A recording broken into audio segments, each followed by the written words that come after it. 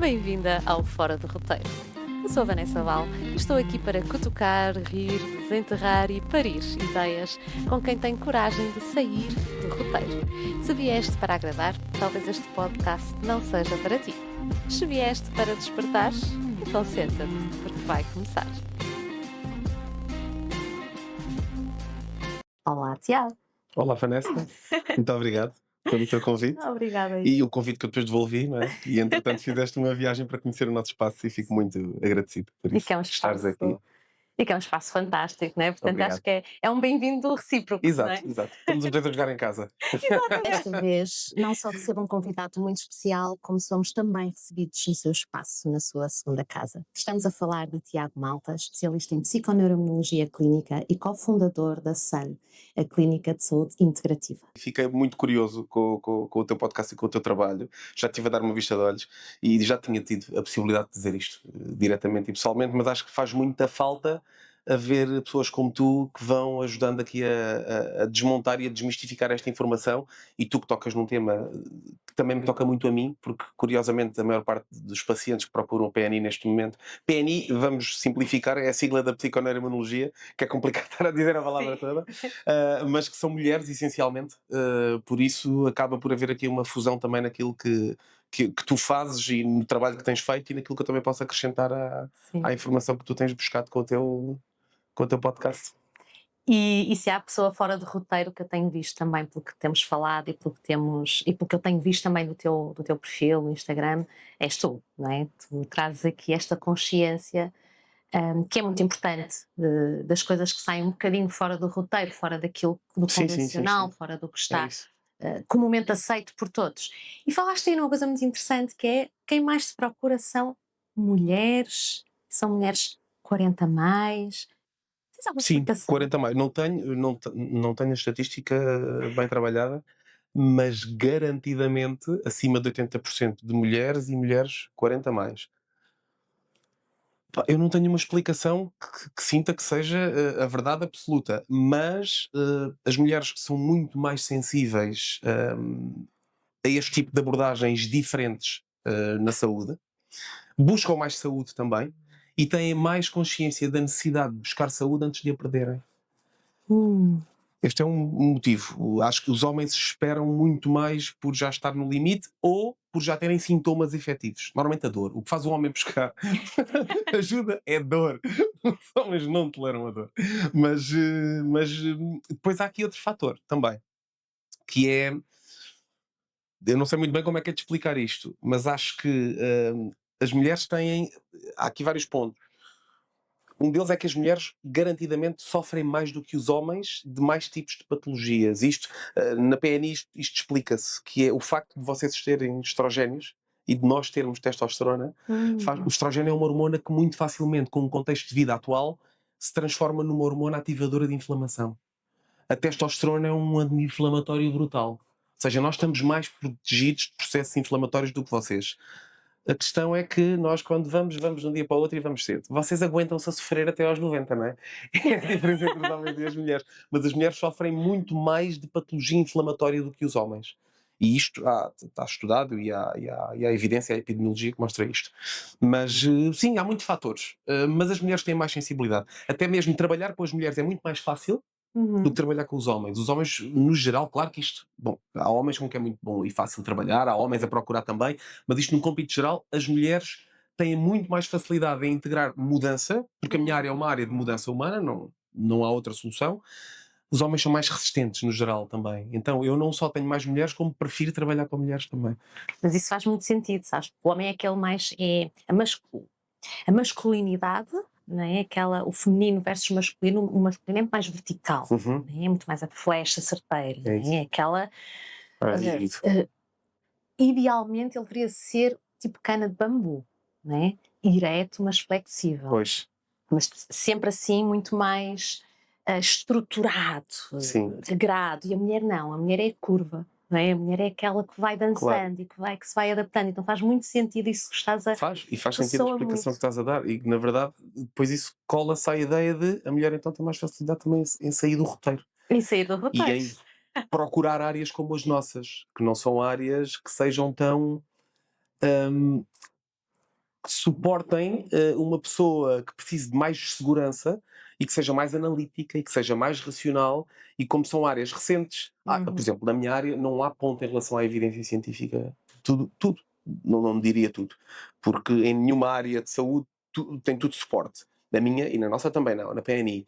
Mas grande parte daquilo que fazemos tem suporte científico. Ainda assim conflitua com a maior parte da informação massiva que as pessoas recebem no dia-a-dia. Então é preciso ser uma canazinha de bambu flexível.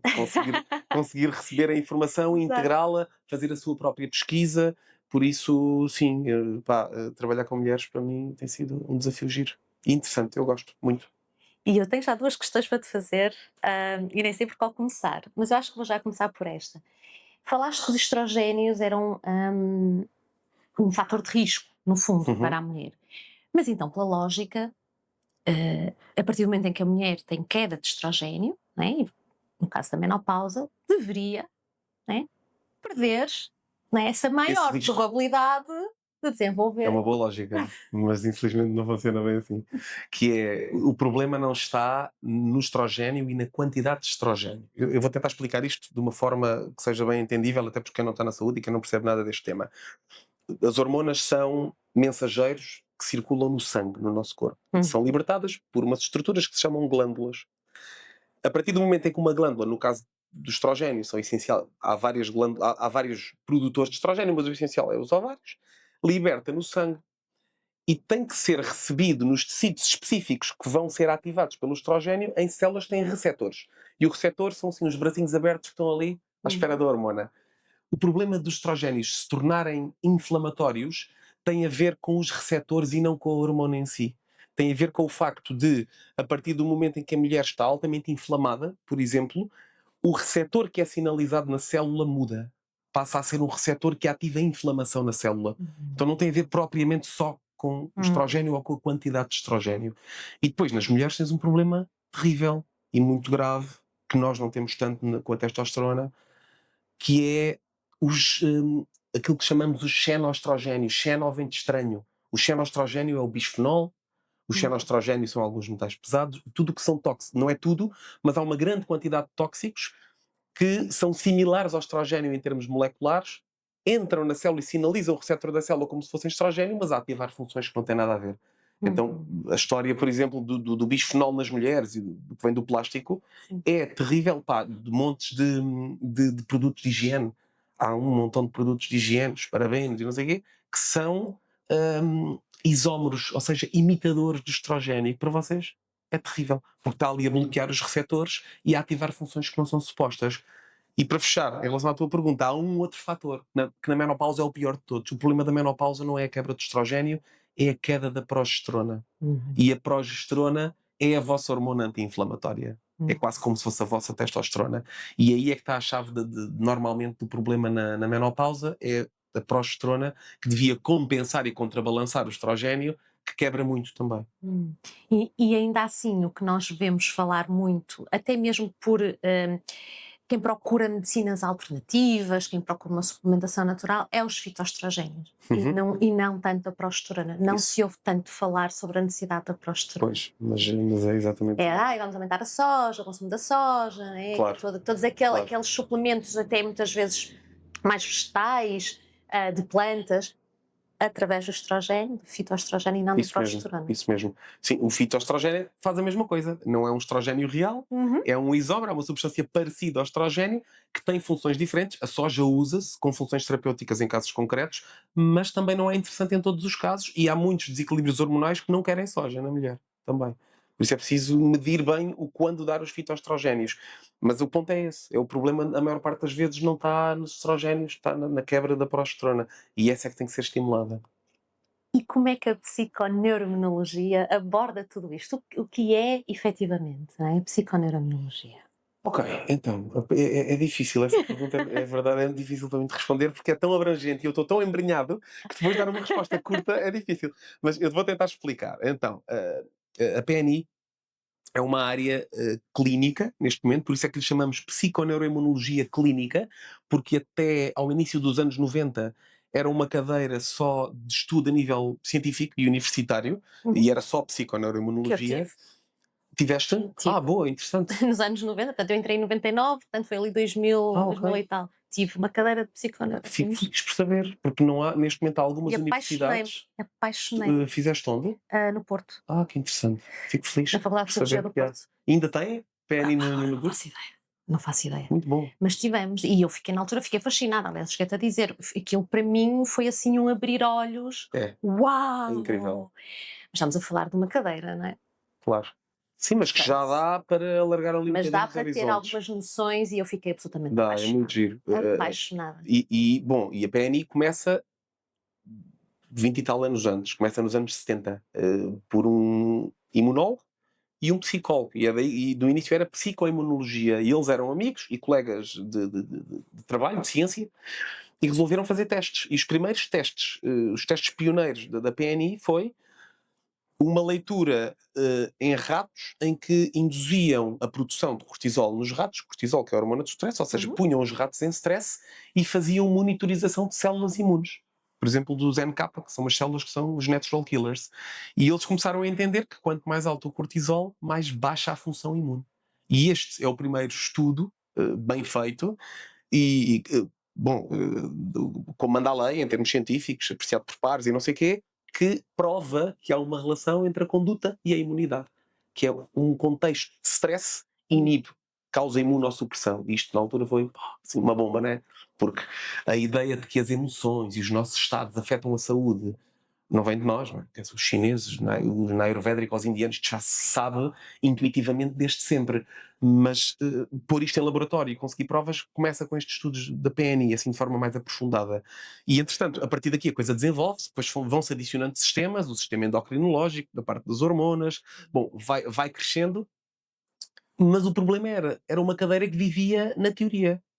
E há um senhor que é muito genial, que é o Leo Pruimbum, que é não, é o fundador da psiconeuroimunologia clínica, é o responsável pelo mestrado que eu fiz, ele é holandês, e ele é que transforma a psiconeuroimunologia em conhecimento aplicado à vida, à prática, em que podemos pegar naquilo que se sabe e que se anda a estudar há 30 anos, mas trazer para a verdade, para as pessoas, para conseguirmos ajudar clinicamente os pacientes.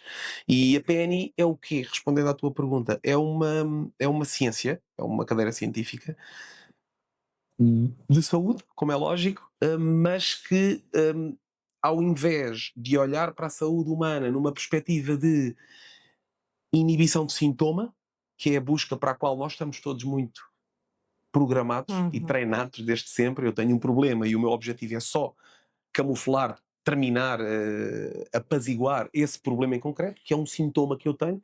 Pode ser uma dor de cabeça, pode ser uma dor de barriga, pode ser uma inflamação, pode ser um distúrbio digestivo. E a PNI dá a volta a isto, que é nós vamos em busca. Eu nem gosto de lhe chamar causas, nós temos um outro nome, que são fatores de risco. Nós vamos em busca dos fatores de risco que se acumularam ao longo da vida da pessoa e que culminaram num desequilíbrio de saúde que se expressa naqueles sintomas. E é muito raro haver só um fator de risco, porque nós todos gostamos muito da monocausa, não é? A ideia de qual é a causa do meu problema? Não há uma causa. A não ser que eu tenha um acidente e bata com uma cabeça, aí há um trauma, e há um contexto concreto. Tirando isso, é sempre multifatorial. E o nosso treino na PNI é fazer essa busca. É ir e embrenharmos e fazermos quase detetives na vida da pessoa e entendermos o porquê da pessoa estar a padecer daquilo que atrasa uma consulta. Sim, isso é incrível, porque eu recordo-me que, eu já não sei se era na China, em que os médicos, o papel deles era, não era cuidar da doença, era garantir que as pessoas se mantinham saudáveis. Então, eles, eu depois vou tentar recuperar e vou colocar isso na legenda. Em que país é que era? Eu acho que era na China. Então, os médicos recebiam para manter as pessoas saudáveis. A partir do momento em que as pessoas adoecessem, o médico deixava de receber.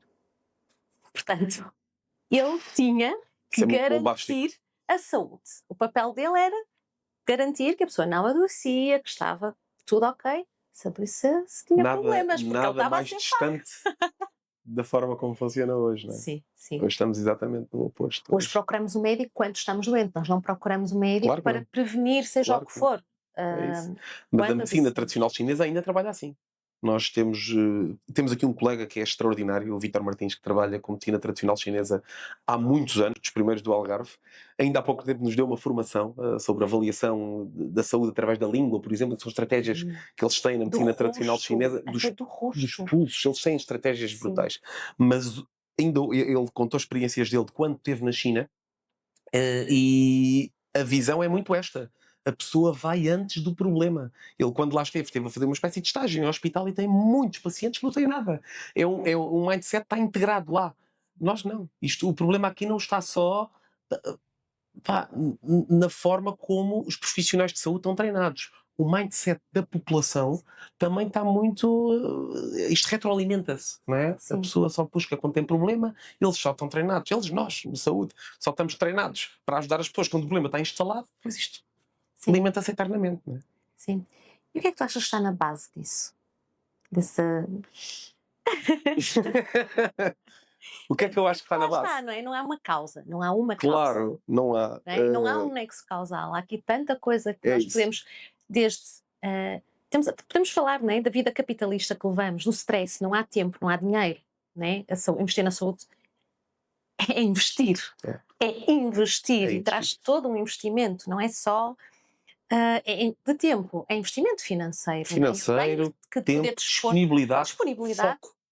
Porque o nosso foco está tão desviado normalmente. Nós vivemos para fora, não é?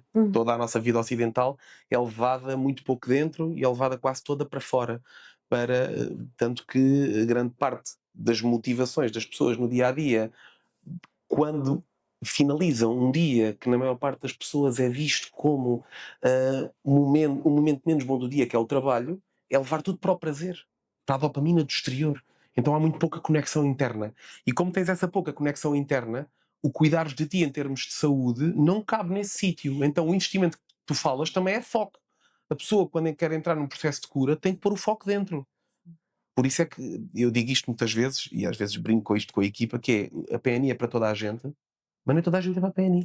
Há pacientes que não estão preparados. Muitos. Isso é quase como as cerimónias da ayahuasca, não é? Diz exatamente essa frase. A ayahuasca é para todos, mas nem todos são para a ayahuasca. Porque são ferramentas que te levam para um sítio em que vais depender de ti, que é exatamente o contrário daquilo que acontece na estrutura clássica da forma de trabalhar em saúde. A minha, quer dizer, eu de base... Depende de nós, depende de algo que alguém nos vai fazer nas mãos de alguém. ou dar. Não é? Seja um fármaco, seja um tratamento, seja um ataque, seja tudo. Talvez até a tua área seja aquela que, de uma forma natural, leva a pessoa a um processo de aceitação mais fácil, de que ela tem que ser tem que ter um processo ativo. Não é? No próprio processo. Mas por isso é que a vossa área também é fugindo a tanta gente. Sim. Também não é toda a gente para a psicologia, não é? Não, até porque também ainda há muito aquela noção de a psicologia ainda, agora menos, mas quando eu comecei, portanto, há 20 anos atrás, quando eu saí da faculdade, a psicologia era para os malucos. Claro. Eu sou maluco, há uma resistência, eu não sou maluco, não é? E depois também a questão do investimento do dinheiro, não é? A psicologia não é uma coisa que a gente vai, está a fazer uma terapia, não vai fazer uma visita de rotina. Não é? De 6 em 6 meses. Claro que não. Fazer umas análises. Tem que fazer um caminho. Tem que entrar no processo. É um investimento. Não é? Também. E eu também sou apologista da mesma forma com a saúde. Quando temos saúde, e foi muito recente, eu lembro-me que isso a mim, na altura, também no tempo da faculdade, a definição pela Organização Mundial de Saúde de saúde não incluía a saúde mental. Não incluía, não era... Falava assim muito genericamente da saúde, mas era muito mais a saúde física. Só anos mais tarde é que a saúde mental passou a fazer parte efetiva e clara do que é o contexto da saúde. E, portanto, ainda há aquele estigma de que quem vai ao psicólogo tem um problema, e a psicologia também devia ser vista, a psicologia, a psicoterapia, a psicanálise, o que quisermos, até o coaching, deveria ser visto também como algo em que as pessoas pudessem ir fazer uma rotina de vez em quando. Também acho. Como é que eu estou? Também acho. Que questões é que eu tenho para trabalhar em mim? Isso. Precisamente porque, não é? Toca aqui na tua área não é? Tem a ver com a psiconeuroimunologia. Tudo claro. estar integrado. É isso. Não é? E o ponto é, e que começámos aí, e que chegámos até aqui, mas que é tudo o mesmo, da ideia de como é que isto foi acontecendo, como é que nós vivemos um contexto no que toca à saúde das populações e à saúde individual de cada um de nós, em que a nossa sociedade está doente. 80% das pessoas acima dos 40 anos em Portugal têm pelo menos uma doença crónica. Uhum. Isto são factos, podem pesquisar, estatisticamente é isto que está a acontecer em Portugal. Assumiu-se como normal as pessoas estarem em sofrimento, então estar doente faz parte do PDI, depois há mil Ter uma dor de desculpas. cabeça é normal, está um Dor de cabeça é isso, é tudo normal. É normal, É estás tudo normal, cansado, é normal. inclusivamente nas crianças. Sim. E isto é que é grave, é quando tu tens crianças que passam a vida com bronquiolites, que têm que tomar 4 antibióticos, como alguns me aparecem, aos 3 anos já vêm com 4 e 5 antibióticos, e é tudo normal. Mas na verdade nada disto é normal, é só comum. Acontece em toda ou em muita gente, mas há uma diferença grande entre comum e normal. Normal não pode ser. Mas isto foi uma acumulação de fatores. Ao longo não foi de décadas. Isto já começou há muito tempo. Esta história é um tema de que nós falamos muito aqui em equipe e até nas nossas formações, faz parte para ajudar a integrar esta ideia para sermos integrativos, é entender historicamente porque é que deixámos de o ser. Porque ser integrativo devia ser o natural. Porque desintegrar o corpo em partes e dar uma parte a cada um, isso é ser muito pouco integrativo.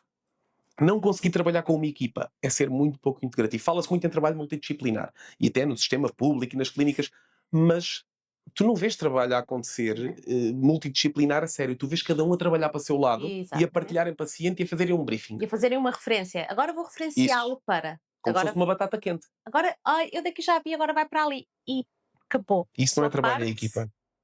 Lamento, não é. E é difícil pôr uma equipa a trabalhar efetivamente em equipa, porque somos todos muito,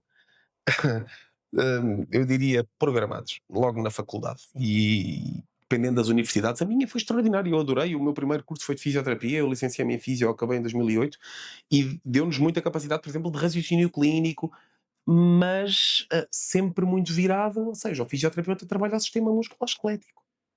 A dor está no ombro, eu vou trabalhar o ombro. Na loucura, vou à cervical. Já tem que ser muito holístico para tirar a cervical.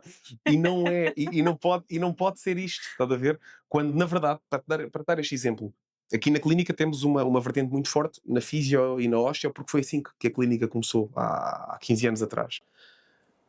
Mas o ponto é, uma pessoa que tem uma patologia musculoesquelética que se expresse no sistema ortopédico e que cronicamente está em loop de repetição, que acontece a muita gente. As dores que vêm sempre no mesmo sítio, as tendinopatias, as inflamações dos tendões que se repetem, que vão aos tendões todos.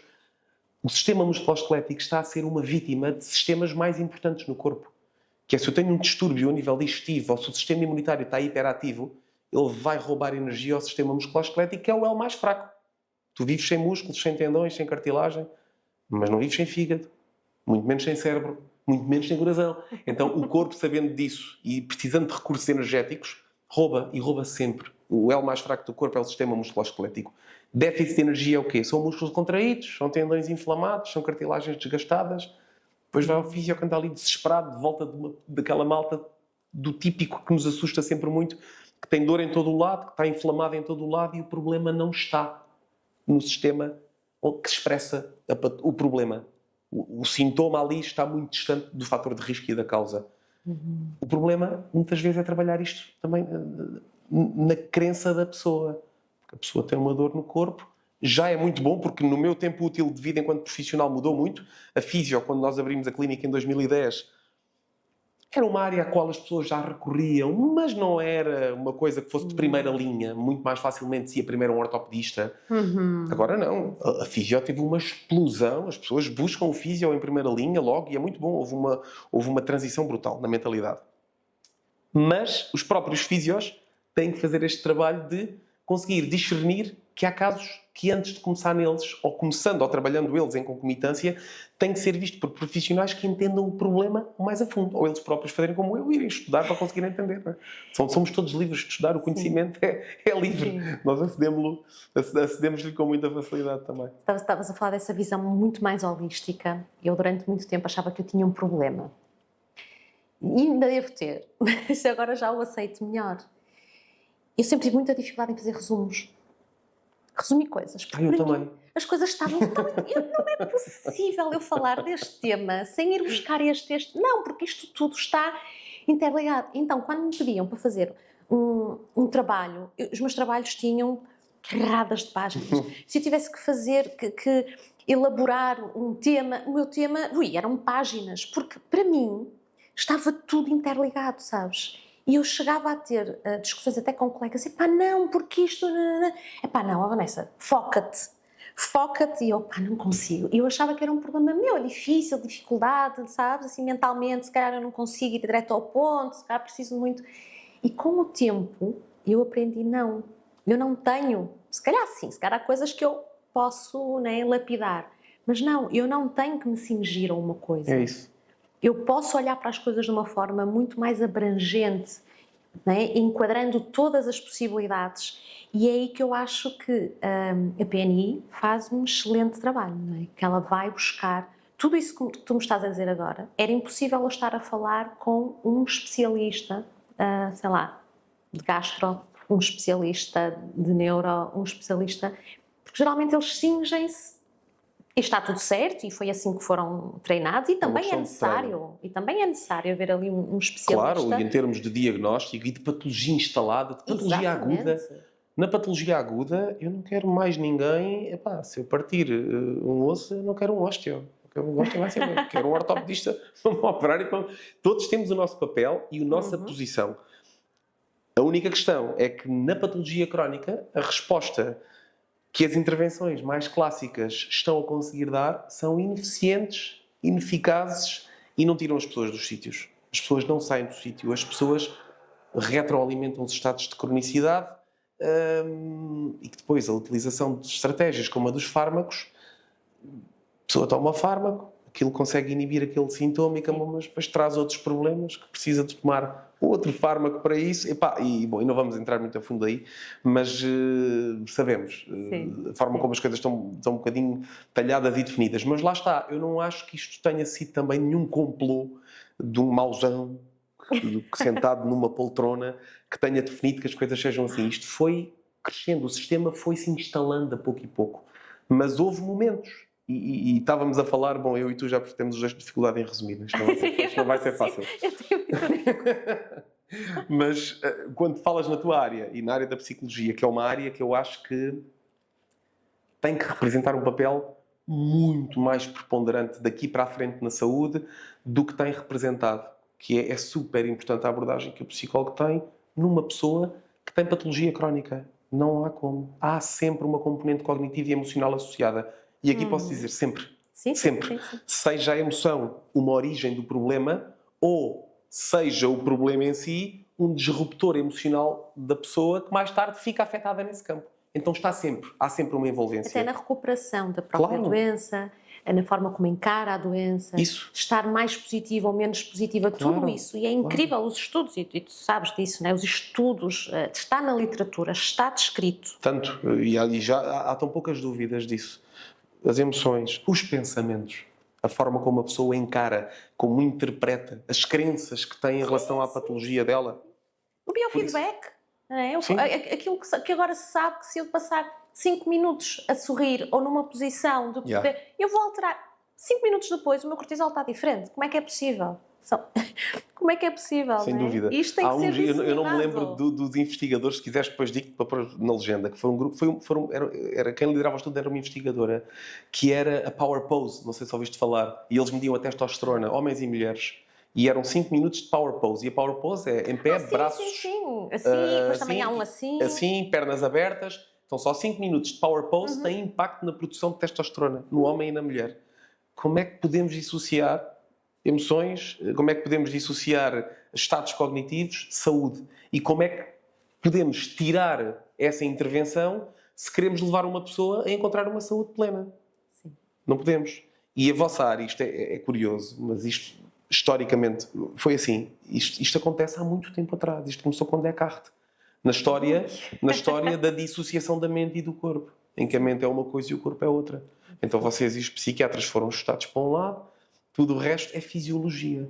E até mesmo o campo quase que pretende fazer essa transição, que devia ser a psiquiatria, eles cingem-se à fisiologia da doença mental. Sim. Como se tudo fosse um distúrbio de neurotransmissores e de hormonas. Ao nível da psiquiatria, da psicologia, é muito interessante porque nós, psicólogos, sempre temos algumas reticências com a psiquiatria.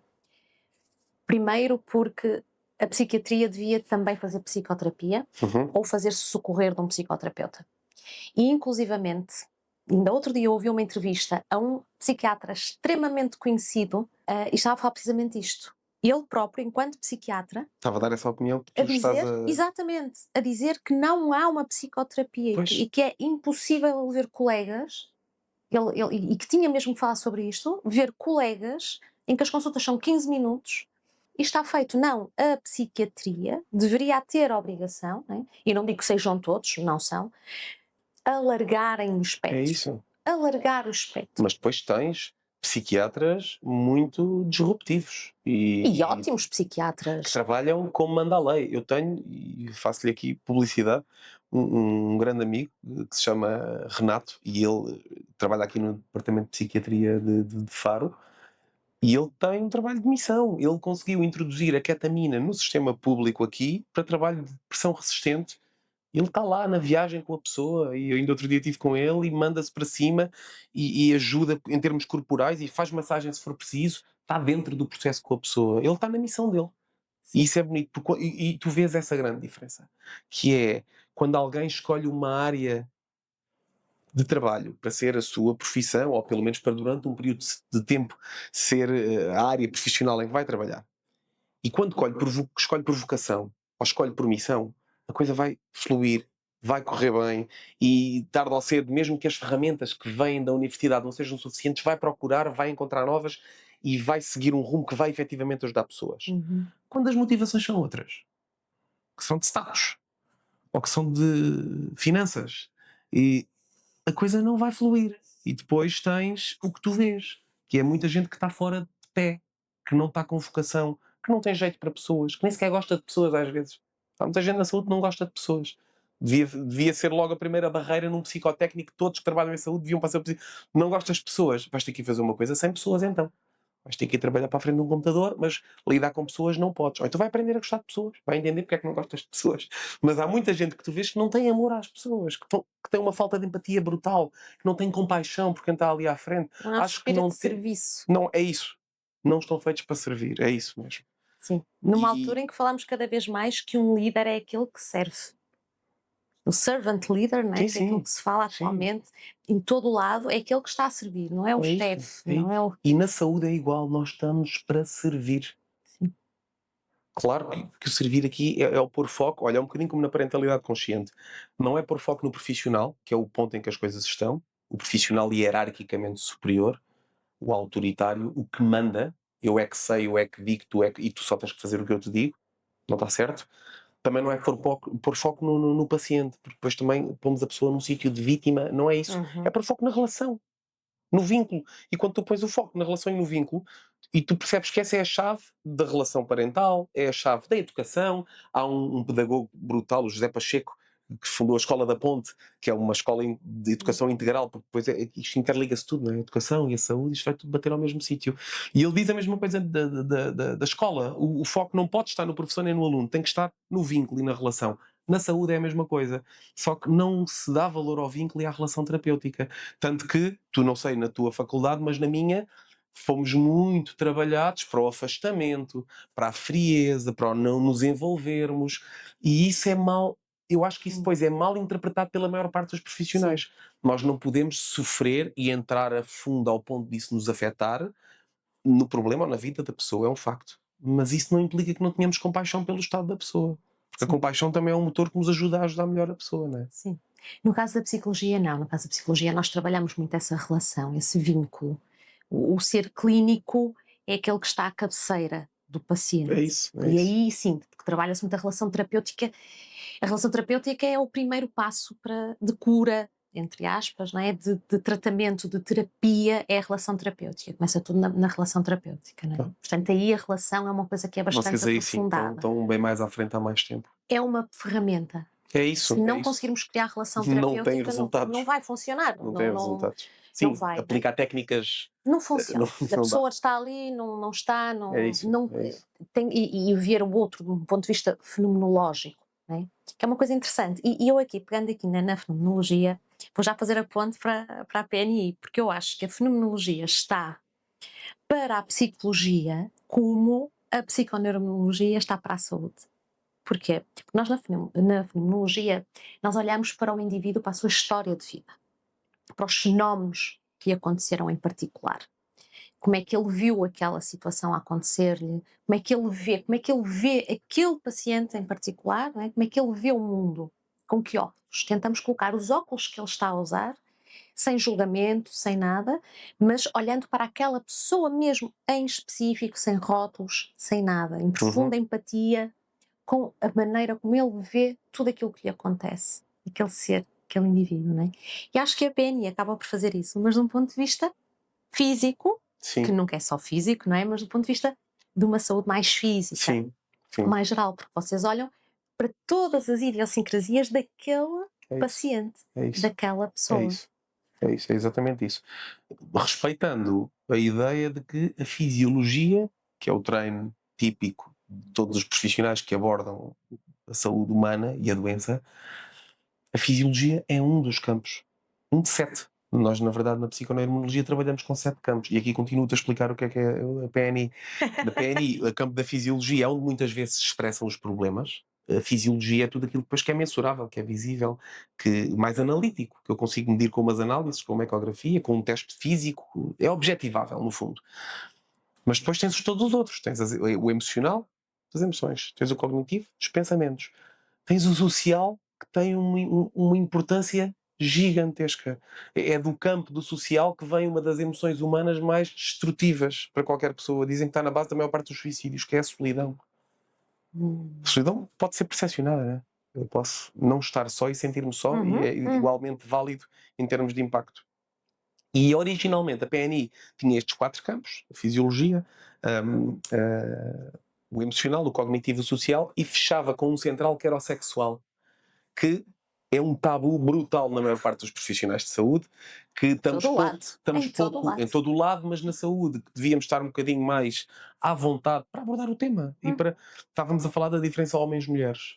Nos homens, os problemas, os distúrbios, as disfunções sexuais, pelo menos, eu nunca li isto em lado nenhum, mas é o que eu vejo em consulta, tem muito mais impacto do que nas mulheres.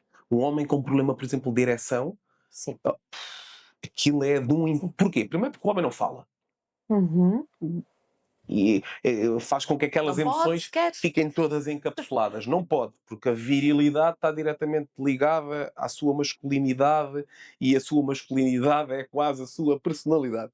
Então tu não consegues que de forma natural os homens Toda a consigam sua falar sobre performance isto. está muito dependente da sua masculinidade. Toda a sua performance enquanto pessoa, o seu... tudo isso é interessantíssimo ver isso até na psicologia organizacional, nas empresas, nos viés. Por exemplo, falando aqui do bias de género, não é só com a mulher. Temos muita tendência a achar, a mulher é tratada com paternalismo, com condescendência, ou muitas vezes não é escolhida para determinados cargos porque é mulher. Mas acontece exatamente o mesmo com o homem, e até mais escondido, porque nós já começamos a falar sobre estas questões da mulher. Mas um homem que seja mais sensível, um homem que seja menos, que demonstre menos testosterona, mais empático, ele não vai ser considerado para cargos de liderança. É isso. Porquê? Não é másculo o suficiente. Não tem tanta... é mais, verdade. É mais fraco. É verdade. É isso. É mais fraco, é mais vulnerável, se calhar não vai aguentar estar ali naquela posição, não vai aguentar ser diretor de uma clínica, não vai aguentar lidar com a É pressão. verdade. São crenças que estão muito E integradas. isto também se aplica ao homem. Aplica, sem dúvida. Mas desculpa, interrompi? Não interrompeste, complementaste. Que no homem, que é isto, há muita tendência a podermos... Primeiro, eu acho que as mulheres têm feito um trabalho bom nas últimas décadas, que é unirem-se e a defenderem-se. Mas era a única solução, porque a sociedade era 100% patriarca, não é? O patriarcado dominava-vos e vocês uniram-se e agora, bom, eu digo isto e digo isto muitas vezes, e quem estuda medicina evolutiva, mas principalmente psicologia evolucionista, percebe uma coisa muito direta, que é, se as mulheres dominassem o mundo, nós não estávamos no estado em que isto está. Olha, guerras, eu garanto-te que não tínhamos nem 80%. Olha, sabes que outro dia eu estava, ainda não falei isto em lado nenhum, e vou dizer aqui a primeira vez. Estava a fazer um autoestudo sobre monogamia, menopausa. Aliás, isto começou por causa da menopausa, estava aqui, estudo muito a menopausa do ponto de vista psicológico, etc. E então, né, só existem, acho que só mais as orcas e mais um ou outro, é que as fêmeas têm menopausa. Não há mais nenhum animal à face da Terra que atinja a Interessante, menopausa. não sabia das orcas. E nas orcas são o quê? É uma sociedade matricial. São as mulheres que são matriarcas, as mulheres, as fêmeas que dominam. Ok. E o que é que acontece quando uma orca atinge a menopausa? Ela guia todo o seu clã. Porquê? Porque já não precisa de procriar, já não há a pressão da procriação, já não há a pressão do cuidado de filhos, já não há a pressão, né, das crias, e então ela está livre para guiar, com toda a sua experiência no mar, né, para guiar todo o seu clã, que ele até tem um nome específico. Os homens, os machos, eu estou a falar homens porque eu estou sempre a trazer isto para a nossa sociedade Homo humana. sapiens. Para o Homo sapiens.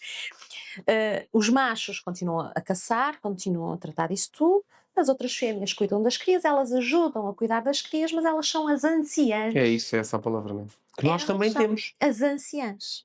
E estamos a falar, e acho que só mais uma espécie é que atinge a menopausa e funciona igual. Ok.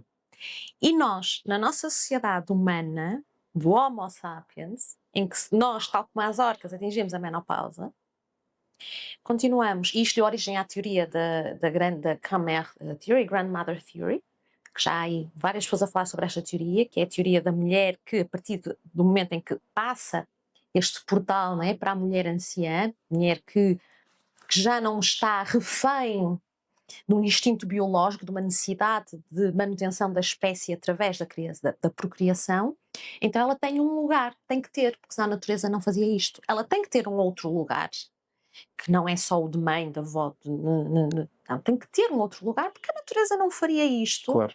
se não fosse um outro lugar. Mas o que é que acontece na nossa sociedade? Não, na nossa sociedade, né, a mulher é uma inversão. É uma inversão absoluta nesta sociedade patriarcal da mulher, É isso. em que não só ela não tem um novo lugar, ela perde o lugar que já É tinha. verdade. É verdade. E tu não precisas de chegar à menopausa, acho eu, para ver isso. Tu vês isso todos os meses, na menstruação. Sim. O posicionamento da menstruação na vida da mulher, tu vês isso em sociedades que vivem de forma mais ancestral também. Os indígenas, eu já tive a oportunidade de contactar de perto em alguns momentos com tribos e com povos indígenas, e tu percebes que os da América do Sul, por exemplo, eles até usam uma expressão para a altura em que a mulher está menstruada e que está com o período, é estar com a lua. E o estar com a lua é um momento quase etéreo, em que a mulher tem uma conexão ao espiritual completamente diferente, em que nesse momento há uma menor imposição de carga física à mulher, mas há uma maior confiança na intuição dela. Então é um momento em que a mulher é questionada, por exemplo, para decisões importantes na tribo, é protegida de esforço e de trabalho físico. O que é que acontece aqui? É tudo o oposto. Continua. Continua a vida a bombar, Uau. e é de um impacto muito grande, porque a mulher nessa altura tem que se resguardar. É bonito, por Está a exemplo, perder que sangue, efetivamente. Fisicamente, a mulher está tem a perder sangue. há uma anemia fisiológica característica pela perda de sangue dessa altura. Há um enfraquecimento físico, mas um reforço, segundo eles, a nível espiritual. E a mulher depois, dessas tribos com que nós lidámos, que eram da zona do México, até tinham o hábito de doar o sangue. Doar o sangue à terra. Dar o sangue Plantar a às lua. árvores. Plantar a lua. E por isso, nem é preciso chegar à menopausa para veres isso na nossa sociedade. Que é, não há logo esse respeito no momento do mês em que devia haver. Mas depois não é só o patriarcado, é o mercantilismo e o capitalismo. que é agora a mulher todos os meses numa empresa ia ter 3 dias para estar... Alguma Não, vez. tens de estar a produzir, bora, isto é para bombar. Isto. Sim, sim, sim. E é o contexto. Todo o contexto faz com que as coisas sejam assim. Mas não tem que ser sempre assim. Pode-se E ir fazendo por agora, mudar, não é? e temos que fazer para mudar. E agora falando aqui da mulher, não é? Falando da mulher e da PNI, e tu dizias, falávamos há pouco, logo no início, né, da questão da estrogênio, da questão da progesterona. Porquê que as mulheres são as maiores vítimas de doenças autoimunes? Muitas razões, estamos a falar multicausa. Não podemos ir para a monocausa. Há alguns motivos e primeiro podemos abordar já a forma como introduziste. As hormonas são um fator predisponente. O facto de haver dominância de estrogénios pró-inflamatórios e de um estradiol, que é uma versão do estrogénio que potencia a inflamação, faz com que isso, de uma forma crónica, possa criar disrupções em termos imunes. E um sistema imune. Primeiro é entender o que é uma doença autoimune, se calhar, e ajuda toda a gente a ter uma percepção de, na prática, como é que funciona a autoimunidade. Há muito a ideia de que o sistema imunitário chega a um determinado ponto em que, por algum motivo, fica perdido e o sistema imunitário desregula-se, passa-se da cabeça e ataca os tecidos do próprio corpo. Hoje sabe-se que isso não é verdade, isso não funciona bem assim. E basta nós olharmos para trás. Quando olhamos para trás, aprendemos olhas para o passado e aprendes sobre o presente. Nós, enquanto Homo sapiens, temos 200 mil anos de evolução. Homo sapiens tal como somos hoje. O nosso sistema imunitário tem 320 milhões de anos de evolução. O que significa ele não se passa da cabeça assim com tanta facilidade. Ele tem uma programação muito antiga. É um sistema altamente sofisticado. Por isso, se ele num determinado momento ataca a minha cartilagem, que é uma artrite reumatoide, ou ataca a minha pele e é um lúpus, ou um vitiligo, se ele ataca um tecido do meu corpo, ou ataca no típico das mulheres agora, é o que está na moda, ataca a tiroide, é uma tiroide Hashimoto. Se ele entra nesse processo de disrupção, ele não se confundiu. O sistema imunitário não se confunde. Há fatores e há motivos que o levam a ter um tipo de ação contra os nossos próprios tecidos. Então a ideia é, o sistema não está maluco, não. O nosso sistema, por um lado, nós somos dos poucos animais que têm doenças autoimunes. Os motivos também são muitos, e o primeiro de todos é, nós e alguns domésticos. Nós temos contextos de ambiente e de vida que nos levam para aí, não é? A toxicidade, só comemos porcaria, vivemos em stress, dormimos mal, relações tóxicas, bom, sedentarismo, somas isso tudo no cocktail, lavanas, pumba, sai de lá dentro uma autoimune. Mas, mais do que isso, é a ideia de que o nosso sistema imunitário, que é dos mais reativos da natureza, e consta, reativo não significa eficaz. Há determinados tipos de sistemas imunes de alguns animais que são mais eficazes contra alguns patógenos. Por exemplo, o vírus do ébola não é eficaz no morcego, porque o sistema imunitário do morcego inibe, ou o vírus da sida no macaco. Não significa efetividade, significa reatividade. Reatividade é perante o mesmo patógeno, o sistema imune humano é o que produz maior carga de anticorpos no menor espaço de tempo. Explodem os anticorpos automaticamente contra um vírus, por exemplo.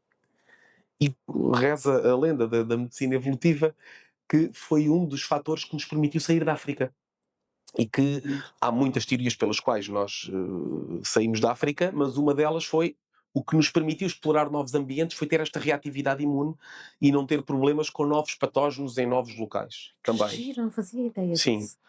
E há uma teoria concomitante com esta que diz que nós também fomos saindo de determinados locais por excesso de carga patogénica. Houve zonas em que houve tanta disseminação de doenças. Por exemplo, na África tens muito mais doenças do que na Europa. A malária, por exemplo, o paludismo, a malária. Então, a carga patogénica em alguns ambientes também fizeram com que nós fôssemos saindo desses locais. Mas, lá está. Nós temos uma reatividade imune muito intensa, pode-se dizer quase violenta, que nós, europeus, temos menor que os africanos. Os africanos têm uma produção, por norma, de anticorpos perante o mesmo vírus de 3 vezes mais do que um europeu. Isto porquê? Porque quando o Homo sapiens chega à Europa, estavam cá os neandertais. Então nós somos uma mistura genética de Homo sapiens com Neandertal. Nós temos cerca de 2% de genes de Neandertais. Os Neandertais, porquê é que achas que eles desapareceram? Porque não tinham um sistema imunitário suficientemente eficaz para sobreviverem este tempo inteiro. Então, assim que o Homo sapiens chega lá, não houve um combate entre Neandertal, houve coexistência, mas não andaram a bater uns nos outros. O Neandertal acabou por desaparecer porque tinha uma imunidade mais frágil. Nós, europeus, caucasianos, temos um bocadinho de imunidade Mais frágil. Neandertal, mais frágil. Mas a questão da autoimune não está na fragilidade, está na reatividade. Então, sistemas imunitários que têm uma vertente muito reativa, quando entram em disrupção, por muitos motivos, agora vamos a motivos. Tens uma imunidade, o motivo número 1, porque talvez este seja o grande ponto da PNI, que é o stress. Nenhuma área, e isto eu digo com conforto, há muito poucas áreas da saúde que entendam tão bem a relação entre estados emocionais cronificados e mantidos, estados de stress, e a forma como isso faz a ponte para a doença física, para alterações fisiológicas.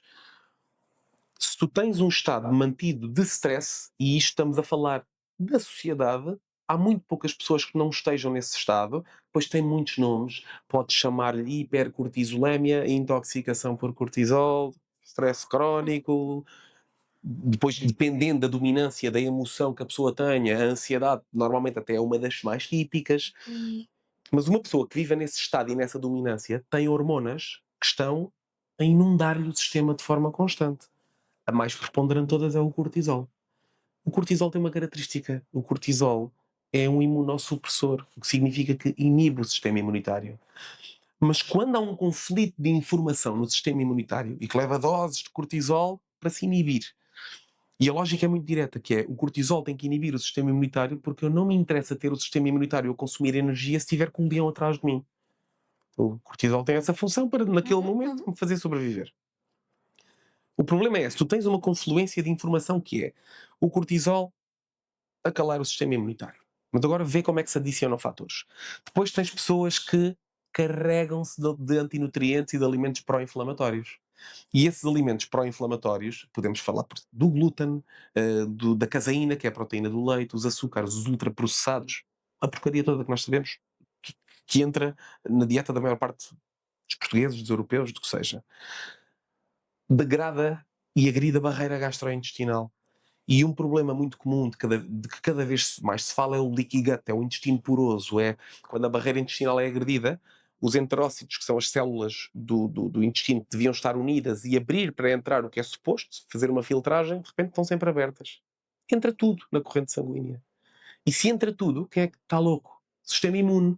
Porque a primeira barreira é o intestino, ele devia filtrar praticamente tudo. Entra uma bactéria, entra um mineral que não era suposto, um metal pesado, o sistema imunitário está ligeiro. Agora, se a barreira abriu, é a mesma coisa que tu estares a defender uma cidade com uma muralha. Aquilo que o exército faz é mínimo. Tira umas flechas, se entrar alguém, tudo bem. Agora, a partir do momento em que a muralha cai, vale tudo. E há um confronto direto de exércitos. É o que se passa no nosso sistema. Então tu tens um sistema imune completamente hiperativo de forma constante por este leaky gut. Somas mais coisas. Depois somas os metais pesados, o bisfenol, os microplásticos. Depois somas biorritmos destruídos. Pessoas que dormem mal. Depois metes em cima disto sedentarismo e o movimento é um regulador endocrinológico incrível. As pessoas mexem-se pouco. Estes fatores todos são fatores de informação para o sistema imune. Então chega a um determinado ponto em que ele começa efetivamente a entrar em disrupção. Se somares a isto, e depois nas autoimunes tens este chavão final, que esse intestino poroso, esse leaky gut, é uma barreira aberta, é uma muralha partida, e entram patógenos no teu corpo que não era suposto, entram vírus, entram bactérias, entram fungos, há dominância de parasitas, alguns deles, principalmente vírus, conseguem se esconder do teu sistema imunitário dentro do teu tecido. E a partir do momento em que eles lá estão, ninguém pense que o sistema imunitário não sabe que eles lá estão. Sabe? Não tem a capacidade para reagir perante eles numa primeira etapa.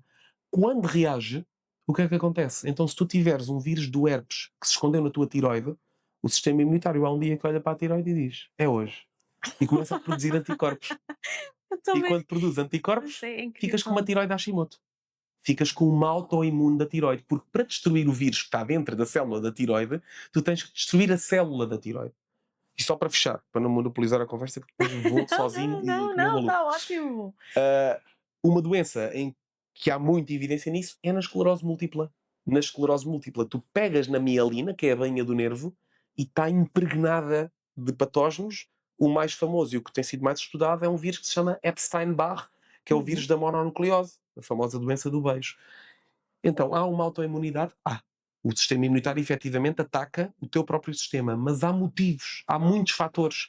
Então, o caminho nunca pode ser dar corticoide para suprimir a imunidade da pessoa. O caminho é sempre juntar e aglomerar os fatores de risco para ir tirando carga da vida das pessoas e para que o sistema imunitário volte a entrar em calma. É Uau. isto.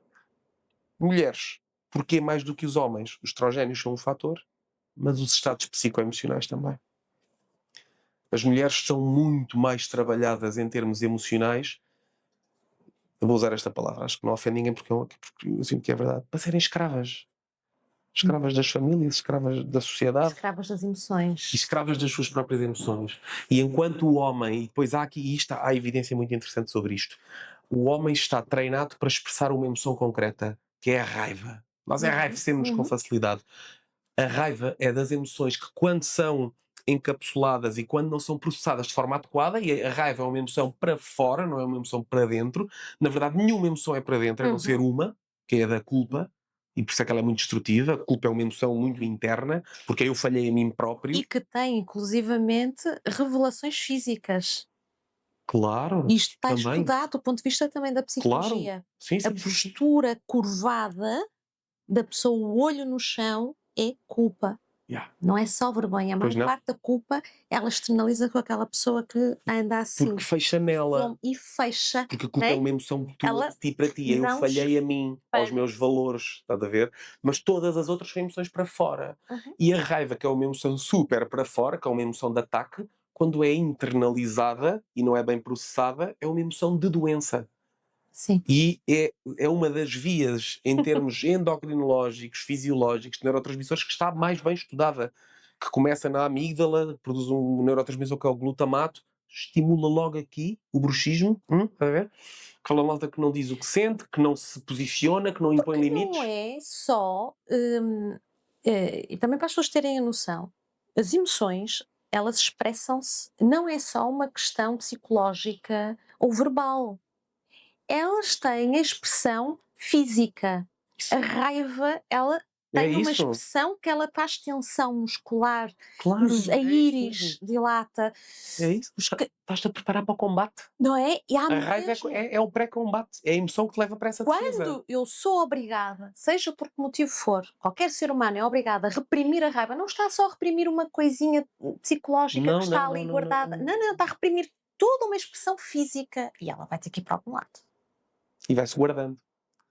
E guarda-se num armazenzinho, num depósito que nós temos, que é o que abre o campo para, em tarde ou cedo, venha a patologia. Então, porquê as mulheres? As mulheres são treinadas desde a raiz e há não sei quantas gerações, porque isto também é transgeracional, isto não começou nesta, começou há não sei quantas, para encapsular a raiva, encapsular... A mulher tem medo e tristeza, está ok. A mulher pode revelar. Agora, tudo o que são emoções de maior intensidade... Isso demasiada alegria não, que tem uma personalidade histriónica não pode. ou é uma vagabunda. É isso. Quem é mulher diz, não é? Portanto, isso. ou é uma vagabunda ou é isso. histriónica. É isso. Portanto, muita alegria também É não. isso. Mulheres que sejam mais extrovertidas. Agora, hoje, talvez não é? Mas está até há 2 gerações atrás.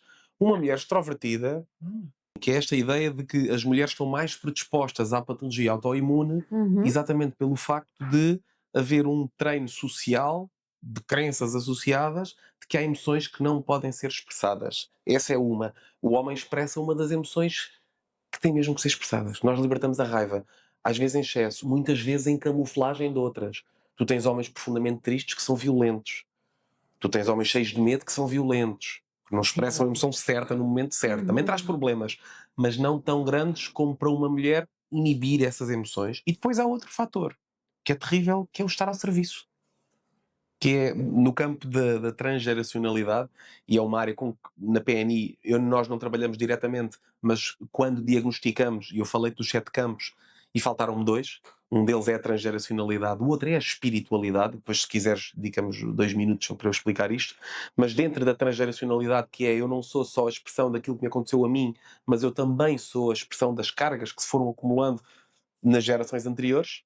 Uhum. E esta questão da forma de lidar com as emoções é uma coisa que vem já dá não sei quanto tempo. E dá não sei quanto tempo também vem a ideia de que a mulher é para estar ao serviço. E quando a mulher está ao serviço de forma constante, desequilibra-se uma lei que nas constelações familiares é a lei do dar e do receber. Quando há esse desequilíbrio entre o dar e o receber, gera-se um distúrbio que mais tarde se pode expressar num distúrbio interno e fisiológico. Quando tu tens mulheres que dão, e que muitas vezes o dar até é uma forma de poder, porque eu quando dou estou no comando, não é? Quando Uhum. dou, tenho tudo controlado, estou no controle. Então é preciso trabalhar isto, e eu em consulta, quando não faço eu, trabalho com a equipa para tirar mulheres de um sítio. É muito difícil tirá-las daí, Sim. porque sentem que estão na missão, sentem que estão num propósito de cuidar, mas não em desequilíbrio, porque depois não se permitem ser cuidadas, não se ouvem elas próprias. E quando é que chega uma autoimunidade? Quando alguém tem uma doença autoimune, ela não vai descobrir autoimune só na análise ao sangue. O corpo já deu muito sinal antes, muito. Que a pessoa só ouve se estiver em conexão. Mas contamos fora, a mulher não ouviu, não é? E quem é que está fora? A mulher está fora muitas vezes, quando está direcionada só aos outros, não é? Isso tem tantas camadas, o que tu estás a dizer, tem tantas camadas, que é a questão de estar ao serviço, e que pode ser observada de tantas formas, não é? De estar ao serviço como forma de controle, de estar ao serviço porque tem que ser e não há outra forma, e se não estiver, mais ninguém o faz, de estar ao serviço como fuga para lidar com uma série enquanto está ocupada e está a fazer, não está a olhar para si mesma, não é? E depois há aqui uma coisa muito interessante, que eu já foquei aqui num outro podcast, que tem a ver com a questão dessa exigência que é feita à mulher, de que tem que estar sempre a fazer alguma coisa. O estar parada dá-lhe a ela própria um sentimento absolutamente ridículo, mas de culpa. É Eu verdade. estou parada, eu não devia estar parada. Eu, se calhar, devia estar a fazer alguma coisa porque aquilo ainda não está arrumado, porque passei, né, a mulher passa o dia inteiro a trabalhar, já cuidou disto, já preparou o jantar, já foi às compras, já não sei o quê. Entretanto, chega ao sofá e pensa, pá, mas eu se calhar não devia, porque ainda tenho aquilo para arrumar, a roupa para passar. Então fica, mas com culpa. Exatamente, portanto, está ali, mas ela não está a usufruir porque ela está a pensar. E muitas vezes nem fica. Vai Muitas fazer o vezes que tem nem a fica e fazer. vai, não é? Mas quer fique, quer vá, É sempre mau. é sempre mau. E há muita mulher a passar por isto. Há Muita muita, mesmo. muita mulher a passar por esta situação de culpa por estar quieta, de culpa por estar parada. Eu própria já passei isso. E é uma luta constante. Passei e continuo a Basta não passar. seres consciente, ou seja, basta não teres percepção de que essa emoção está ali por aquele motivo, que tu felizmente fizeste um caminho para te entenderes a esse nível, e basta tu não fazeres esse caminho para seres vítima dessa ação-reação a tua vida inteira. Porque tu também foste educada pela Uhum. geração anterior, que foi educada pela geração anterior, então essas linhas correm. E ou nós as quebramos, e felizmente nós, a nossa geração, já tem a possibilidade de aceder a um campo de consciência que nos permite quebrar essas correntes, porque a verdade é esta, as gerações anteriores viveram em modos de sobrevivência diferentes do nosso, e hoje é muito bonito para nós estar aqui a falar num podcast sobre este tema, porque a nossa piramidezinha de Maslow está superida nas bases, não é? Temos a comidinha para pôr na mesa, Sim. felizmente não estamos num contexto bélico como estão noutros sítios do mundo, podemos focar-nos em desenvolvimento pessoal, mas só podemos porque temos a nossa sobrevivência garantida. Eles não tinham. Na altura dos meus avós, em concreto, passou-se muito mal. Os meus avós passaram necessidades. Na zona do interior do país não havia espaço para isto. Claro que não havia espaço para a mulher estar sentada no sofá. Sim. Sim. Tinha que estar em modo ação, porque a sobrevivência dependia da ação. Ainda mais quem trabalhava no campo. Agora é só ressignificar isto nas novas gerações. Sim. E vamos aqui às constelações, não é? Estas lealdades com. Isso. Né? Até que ponto é que também esta sensação de culpa por não estar a servir algo não tem a ver com estas lealdades, Ai, acho que tem não muito. é? De ela não conseguiu, ela não pôde, ela não teve a oportunidade para usufruir, Acho que também tem muito. não é? Até que ponto é que não está Acho que sim. relacionado com isso? Faz sentido. E agora aqui, voltando aqui à mulher, falaste aqui da espiritualidade, né? Eu não sabia que a PNI, portanto, eu estou absolutamente atualizada, também trazia aqui a Sim. espiritualidade para Então, originalmente, para a aqueles 5 relação. campos de que eu falei, que estava na Uhum. sexualidade. Entretanto, agregam-se 2 por um motivo, porque aparece evidência. E como a PNI se pretende uma cadeira que respeite a base e o método científico, não se puderam integrar estas áreas até haver alguns estudos que suportassem a entrada destes 2 pontos, destes 2 campos. A transgeracionalidade é isto de que falámos, são as cargas que se acumulam, a espiritualidade. É curioso perceber como é que ela entra. Ela entra porque há um estudo bem feito, numa amostra grande, que diz o seguinte: uma pessoa que esteja ou que se sinta conectada e ligada a algo que interprete como maior que si próprio, vive mais tempo e com melhor qualidade de vida. Foi isto que foi um estudo observacional. E tem lógica. Então entra a espiritualidade, sendo que a espiritualidade não está pré-definida de maneira nenhuma.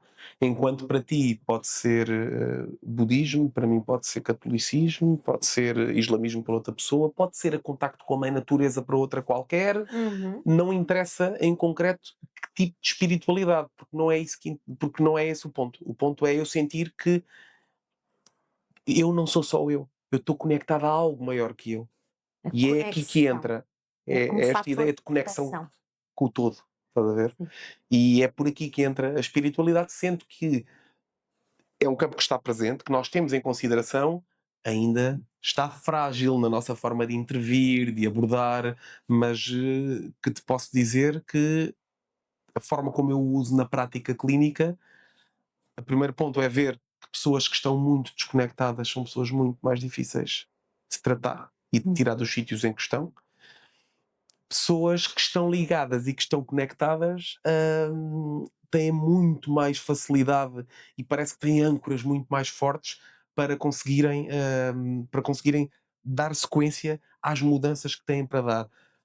Há estudos interessantes sobre isso que têm a ver com foi feito por uma equipa de psiquiatras e eles, se não me engano, foram cerca de 1000 pessoas com diagnósticos terminais que de um momento para o outro a patologia, não foi de um momento para o outro, mas a patologia resolve-se, e eram daqueles que tinham 99,9% de probabilidade de morte.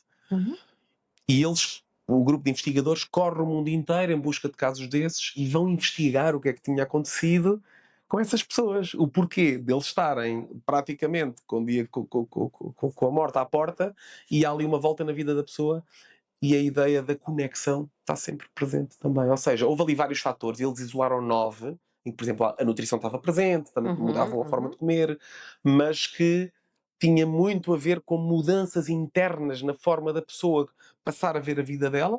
Passavam, por exemplo, a viver o momento presente, porque como tinham o fim à porta, passavam a viver a vida no único momento em que existe na realidade, que é o presente, não é? E o outro ponto era a conexão. Pessoas que de repente se conseguiam ligar ao todo. Então, sem quererem, porque de repente aceitavam a condição delas, porque não era a intenção delas, eu agora vou-me conectar para ver se me curo, não. A pessoa conectava-se e daí vinha a cura. E é curioso isto, não é? É tão engraçado, porque eu agora estava a ouvir falar e estava a raciocinar ao mesmo tempo. Algo que eu nunca tinha pensado até agora. Como é que é possível países europeus com um passado e uma índole tão cristã, nem vou chamar católica, mas vou chamar tão cristã, em que a fé desempenha um papel tão preponderante, não é? Em que Jesus Cristo faz milagres que estão na Bíblia, não é? De cura, e diz para ter fé, que a fé é o nosso alimento, Exato. e o corpo de Cristo, É isto, e é pardais assim. ao ninho, e a fé. Portanto, estamos a falar de países em que a raiz, na sua formação, É religiosa. a raiz da formação de Portugal foi religiosa. No momento em que Dom Afonso Henriques teve que pedir ao Papa Claro. para assinar o coisa, sou um país ou não sou um país. Exatamente, Não é? exatamente. Em Sim, que e a forma como progride na conquista de terreno é para mandar embora os infiéis. os infiéis. Portanto, como é que, com estas raízes, e ainda sendo, apesar de laico, um país profundamente cristão, Uhum. a fé, a espiritualidade, demora tanto a ser integrada, não só na PNI, mas em tudo.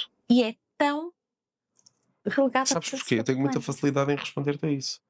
Porque quando se integra ao método científico tal como nós o conhecemos, que vem de Newton, e que vai progredindo a pouco e pouco, e é a base também das ciências médicas hoje em dia, houve uma necessidade muito grande de cortar com a fé e com a religião, que é Sim, vocês são sim, uma sim. coisa Para ver que a e gente se nós torna somos laicos. outra. E Exatamente. então, até esse ponto estava tudo fundido, criou-se essa separação e nunca mais se voltou a reunir, como se uma coisa fosse completamente distinta da outra. E agora está na hora de voltar a fundir outra vez, porque é indivisível também. Mas mesmo na sabedoria, e isto custa-me muito a aceitar, como é que foi tão fácil para nós fazer isso? Nós, povo, porque a sabedoria popular, que traz, pronto, já nem vou entrar por aí, porque lá está, iríamos à visão integrada e holística do ser humano, não é? Mas quando se fala tanto e olhamos para as nossas gerações anteriores, avós, bisavós, não é? O poder da fé, o acreditar, vai correr tudo bem, entregar, né? Aquilo do vamos entregar a Deus para Deus resolver, aquilo não entrega a Deus, entrega, confia, é crer que vai correr tudo bem. E depois haver tantos estudos que os há já há muito tempo, há muitos anos, sobre o impacto que a fé tem e que o acreditar em algo superior e que o entregar e confiar tem na recuperação da doença, ou até mesmo pessoas em cuidados já paliativos, já estão ali, mas têm uma qualidade de vida muito superior a quem não tem É esta verdade. visão, este sentimento de conexão, que lhes dá uma sensação de paz que por sua vez acaba por lhes É verdade. melhorar todo o processo É isso. mental. E isto causa-me. Tem que haver mais qualquer coisa aqui que esteja. Pá, há aqui um ponto importante que é tu não fazes ninguém acreditar. Não é um processo cognitivo. Sim. E como não é um processo cognitivo, se a pessoa da raiz, porque nós fomos entrando e chegando a um contexto social em que ser cético também é Ser uma cético é o que se define a posição. ciência. No Então, fundo. ser cético, tu quase. Eu, nas minhas formações, eu tenho um espectro, mostro um diapositivo, e nesse espectro tenho, de um lado, o cético extremo, do outro lado, o crente extremo. E que tu vês que o crente extremo, pois é o Shanti, que é tudo espiritual e é tudo energias, e não é. Há todo um outro mundo que conflui e essa componente tem importância. Mas o crente extremo, como é que vive? Vive numa espécie também de julgamento do cético, de coitadinho deste que não acredita. Mas o ceticismo é exatamente igual e pior, acho eu, que é põem-se a eles próprios numa posição de superioridade moral e intelectual, como se os que acreditam não conseguem mais. Pois, coitados, têm que acreditar em qualquer coisa, coitadinho. E então este sítio do cético extremo, que é muito um perfil típico do ensino superior em ciências médicas também, que é tão ali naquele eu sou evidência, eu sou ciência, e eu como sou evidência e ciência só cabe o lógico e o analítico, e tudo o que não é mensurável, então não existe. E este perfil, que é do cético com letra grande, não é? Acaba por ser status quase também. Sim. Põe-me ali naquele sítio e até me sinto superior por estar ali. É até ao dia. Há muitos que deixam de ser céticos quando começam a ter que rezar a alguém. E não só, não é? Todos os grandes cientistas, Einstein, todos, o Damásio, chegam a uma altura da sua carreira. É verdade. Isto é incrível, dizem, tem que haver qualquer coisa. Se isto faz parte efetiva daquilo que eles vão analisando, vão estando, vão descobrindo, ou se faz parte de um caminho interno que eles próprios fazem, eu não sei. Mas a realidade é que grandes mentes chegam a um momento da sua vida em que dizem, o diretor da Bial... Tem que haver. O Luís Portela é incrível. Quer dizer, estamos a falar de pessoas O muito... Luís Portela até é ligeiramente 3D, diferente, porque não é? ele tem uma conexão que escondeu a vida inteira pelo contexto em que ele trabalhava. Ele tem uma história incrível. Mas um homem que defende todo um lado bastante lógico. Farmacêutica, não é? Não é? E olha a E, abertura no dele. entanto, nem lá está. Portanto, chegamos verdade. aqui a uma altura da nossa vida que as grandes mentes, as reais, que eu vou, sem desprimor para ninguém, mas eu acho que as grandes reais mentes que estão efetivamente conectadas com o seu servir, É isso, seja através da ciência, seja através da física, da medicina, é isso. chega um momento de um caminho interno e Em externo. que vem que afinal toca. Há ali uma Com Einstein tangente. aconteceu, no final a busca dele era da partícula de Deus. Porque na verdade ele Sim. depois acaba por dizer isso, que a física é uma forma, é a linguagem da forma como Deus constrói o universo. E que o objetivo dele era entender um bocadinho melhor essa linguagem, não é? Sim, A ideia de que as coisas têm que estar divididas e que estão fraturadas sim. foram ideias só que se integraram e que estão aqui tipo parasita nas nossas mentes. Porque a ciência pode muito bem ser a linguagem de Deus. Nós não sabemos. Mas Bem, repara, então nós estávamos, eu penso, eu uso muito esta analogia a falar com as pessoas. Há 2 ou 3 gerações atrás, ou menos, não, há 2, para aí, os relâmpagos eram, ninguém sabia o que eram os relâmpagos e era Deus que estava zangado. Isto de ciência não tinha nada, até que alguém chega lá e prova, não é? Até há muito pouco tempo atrás achava-se que a telecinética, né, toda esta energia, não era, isto não existia, e agora a ciência começa a provar que existe, mas até lá era coisas Opa. magias, possessões é demoníacas. isso. Durante quanto tempo se achou, né, que um ataque epilético era uma possessão demoníaca? Exato. Não havia conhecimento para isso, não tínhamos ferramentas, não tínhamos o conhecimento necessário, nem o avanço científico necessário para perceber que aquilo era natural. E como natural, poderia ser mensurável, poderia ser visto. Não tinhas era as Sim, sim. ferramentas para mensurar. Exatamente. Muito do que eu acredito que existe aqui, nós não conseguimos mensurar. E como não conseguimos mensurar, essa tal pessoa que tu dizias e muito bem, que está ali do seu trono científico a achar-se mais, eu não consigo mensurar, eu não acredito nisto, isto não existe. Então, para mim, é este todo processo, daqui a 200 anos, vão É estar isso. a olhar para nós e a dizer, Eu coitados. até espero que menos, digo-te já. Eu acho que vai ser menos. Sim, Acho eu que acho isto que isto é agora vai ter uma exponencial. explosão exponencial. Acho que sim. Porque esse posicionamento cria na mente das pessoas que vivem assim uma grande confusão. Que é a confusão entre a realidade e a realidade que eu vejo e que eu interpreto, que é aquela que é objetivável e é possível medir. Não. Sim. Uma coisa é o que é mensurável e objetivável. Mas isso não é a realidade. Uhum. Isso é uma parcela da realidade. Mas como nós precisamos muito de segurança, então eu prefiro acreditar que a realidade é só aquela. Porque dá muita incerteza eu achar que há muita outra realidade que eu não domino, que eu não controlo, que eu não meço, que eu não sei. Então mais vale acreditar que a realidade é só isto. Sim, sim, sim. E porque nós temos que ter uma noção, alguma noção de que controlamos alguma coisa, não é? Porque nós não conseguimos executar. Claro, isso é Sequer a definição executar. do ser humano. Controle. E sabes, tu falavas em fraturar, esta fratura, né, que existe. E eu tenho uma visão muito interessante sobre o que é a mente humana. A mente, o cérebro, são uma casa pronta a habitar. Então eu vejo a mente como, né? Quando tu vais ver uma casa nova ou usada, não importa, tu tens compartimentos, tens o quarto, tens a cozinha, tens a casa de banho, né?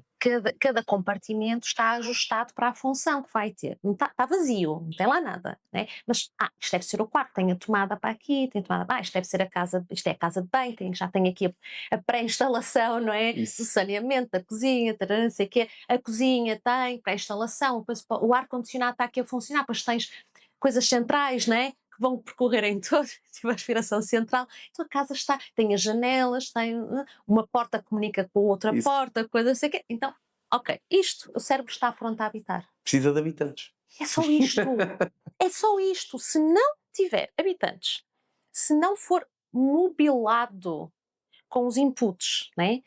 Seja das hormonas, seja dos nossos sentidos, seja do que for a nível fisiológico, Uma casa vazia. é uma casa vazia. Não existe, não. Para mim, a mente, o cérebro, não tem existência per si. Mas isto é uma visão muito pessoal. Mas eu percebo perfeitamente e acho que tem muita lógica. Só isso. precisa de ser habitado. E da mesma maneira faz cluttering, não é? Precisa ser limpo por vezes, precisamos Claro. mudar as coisas. Mas aí do estás a sítio. falar isso dava para mais um episódio inteiro, que é a consciência. É o que é a consciência.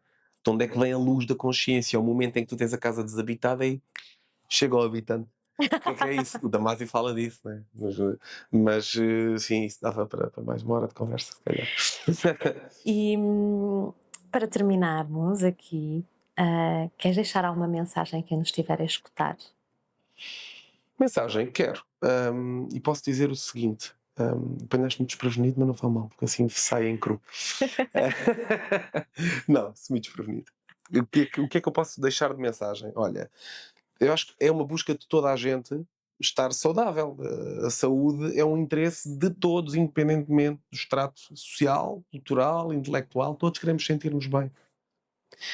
Então, o que eu posso dizer é que a saúde é um reflexo sempre daquilo que são as minhas escolhas e daquilo que são as minhas decisões, e acho que isto não surpreende ninguém, mas que a saúde também é um reflexo de um trabalho que eu tenho que fazer de me conhecer a mim próprio.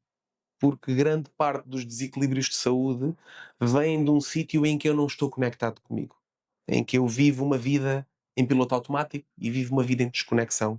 Então a mensagem que eu mando é esta: não, é importante que qualquer um de nós não se deixe só influenciar por uma opinião externa em relação à nossa saúde, mesmo que seja de um especialista, entre aspas.